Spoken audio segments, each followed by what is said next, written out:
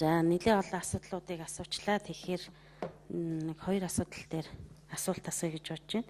Улаанбаатар хот руу ирж байгаа шилжилт хөдөлгөөний асуудал сүүлийн 5 жилд юу ямар хөө байдалтай вэ? Шилжиж ирж байгаа айл өрхүүд орон сууцад хамрагдаж байна уу? Эсвэл гэр хороол илүү хэмжээгээр тэлж гэнэ үү гэдэг асуудал байж байна. Орон сууцны нэг мянган айлын орон сууц хөтөлбөр эдэргээд Монгол Улсын хэмжээнд орон сууцны хөтөлбөрийн хэмжээнд бол нэлээд олон бас бодлогын арга хэмжээнүүд авагдаж байгаа.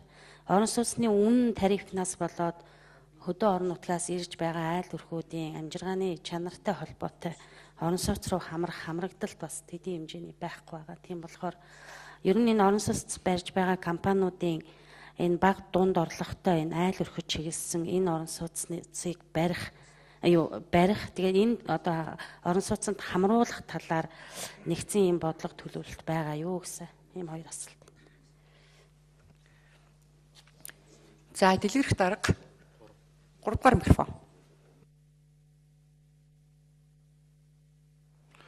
За амар цагийн шинэ асуултанд хариулъя.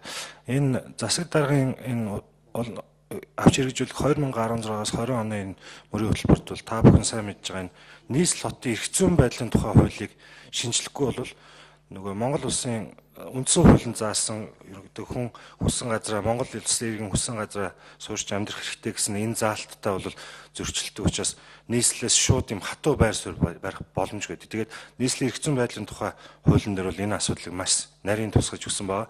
Яг мэдээллийн чанартай хэлэхэд бол сүүлийн 5 жилийн дунджаар бол жилд 35-аас 40 мянган иргэн тогтмол ирж суурьсан байдаг.